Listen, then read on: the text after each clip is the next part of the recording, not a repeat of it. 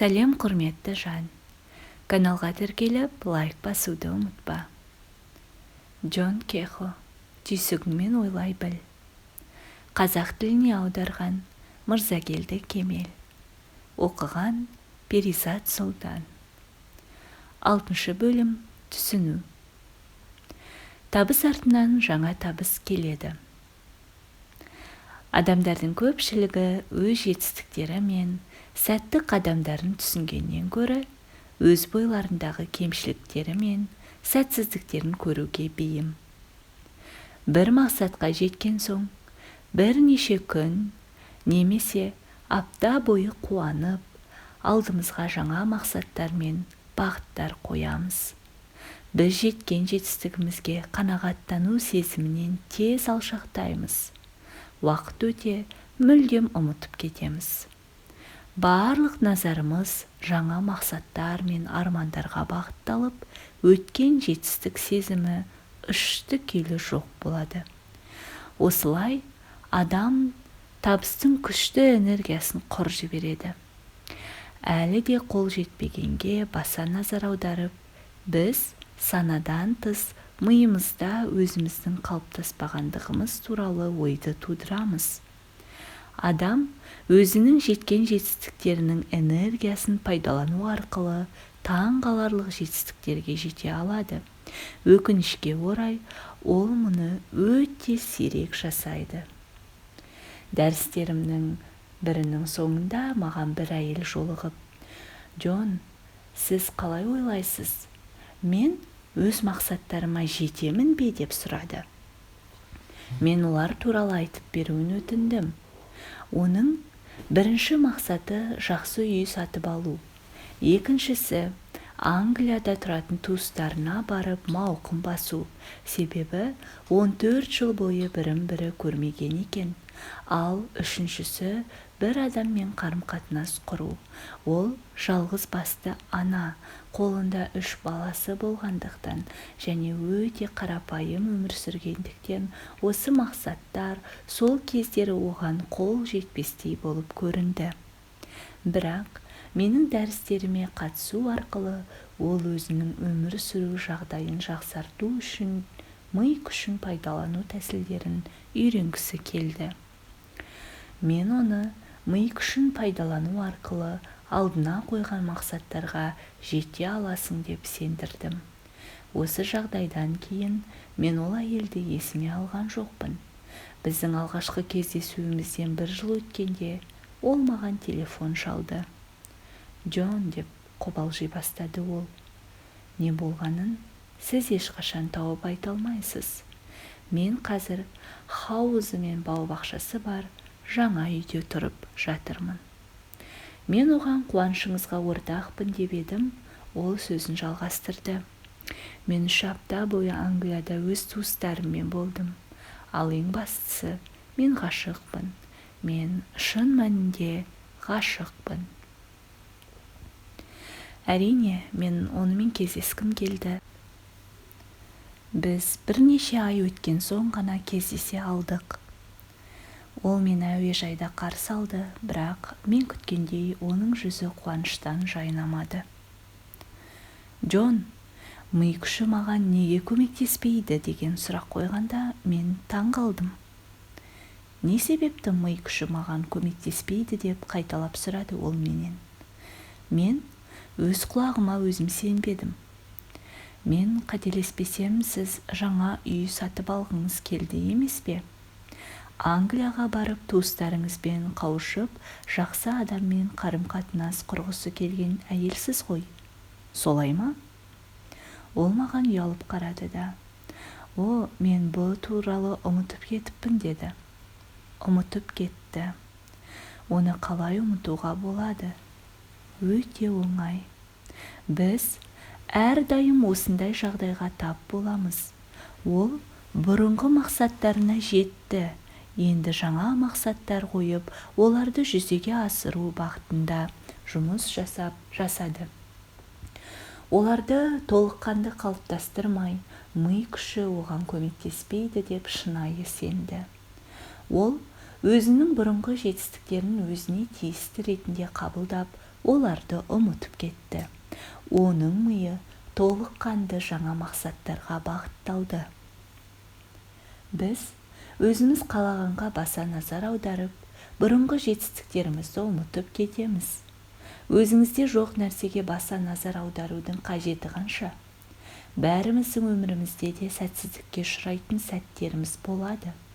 Өзіңіздің бұрынғы және қазіргі уақытта жеткен жетістіктеріңіз үшін өзіңізді марапаттай біліңіз. Кішкентай ғана жетістік болса да, өзіңізді мықты, сәтті және өзіңізді мақтан тұта алатын сәттерді іздеңіз. Кішкентай ғана жетістігіңізге риза болып, оны осы сәтте табысты сезіну үшін пайдаланыңыз. Бұл болашақта сізге жетістікке жетуге көмектеседі. Және жаңа мақсатқа жету үшін жеткен табысыңызды мойындау өте тиімді.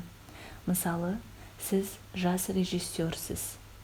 Сіз алдыңғы қатарлы студияның қолдауына ие болып, жетістікке жеткіңіз келеді. Мойындау әдісін қолдану арқылы сіз өзіңіздің режиссерлік қабілеттеріңізге сенімділік сезінетін сәттерді іздей бастайсыз. Бұл сіз баяғыда түсірген шағын метражды фильмде болуы мүмкін. Сол кезде сыншылардың айтқан сөздерін де еске алуға болады. Сіздің фильм қызықты әрі болашағы бар деп берген бағасы да бойыңызда табыс сезімін оятады. Осы сәтте тоқтап, сіз бөлшектерге аса мән беретініңізді есіңізге салыңыз. Сіздің фильмдерге қатысты түрлі адамдардың айтқан жағымды сөздерін есіңізге алыңыз. Соңғы кездері жинаған біліктілігіңіз бен прогресті мойындаңыз. Іздеңіз. Мен қайталап айтамын. Іздеңіз. Табысты деп танылған сәтті іздеңіз. Көзіңізге көрінгенді ғана мойындамай, барлығын мойындау керек. Бұл күлкілі немесе маңызды емес деп ойламаңыз. Сіздің оң қасиеттеріңіз де шынайы, сондықтан да оларды мақтан тұтыңыз. Табысты сезініңіз. Миыңызға жеткен табысыңыздан бірнеше минут ләззат алуына мүмкіндік беріңіз. Бұл әдісті нақты бір мақсатқа жету үшін ғана қолданбайды. Сонымен қатар жалпы табысқа жету мақсатында пайдалануға болады. Дәл қазір 10 минут уақытыңызды бөліп, өміріңіздің барлық жақтарына қатысы бар өзіңіздің мықты жақтарыңызды қағаз бетіне түсіріңіз.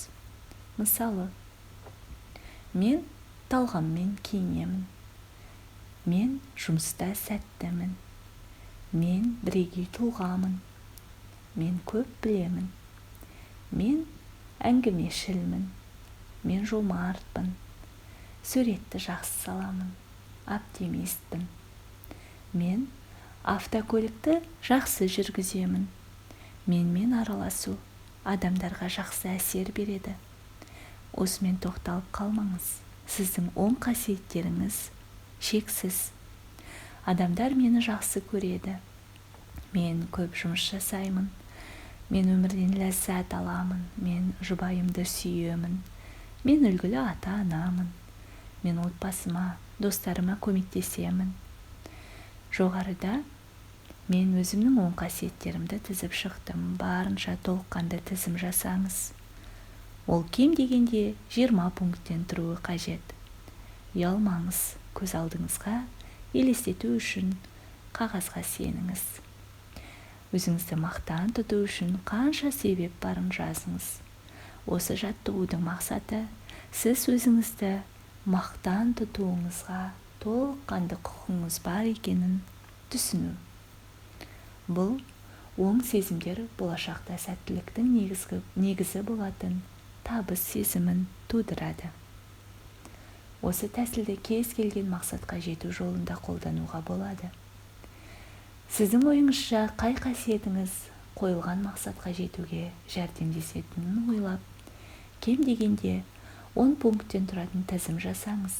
Мысалы, сауда агенті болу мақсатында осы жұмыста сізге қажет болатын қасиеттеріңізді және өзгелерден ерекшелейтін қасиеттеріңізді тізіп шығуға болады. Сіздің тізіміңіз келесі қасиеттерден тұруы мүмкін. Мен игілікті адаммын. Мен адамдармен тіл табыса білемін. Адамдар мені жақсы көреді. Мен адамдармен жұмыс жасай аламын. Мен сауда адамымын.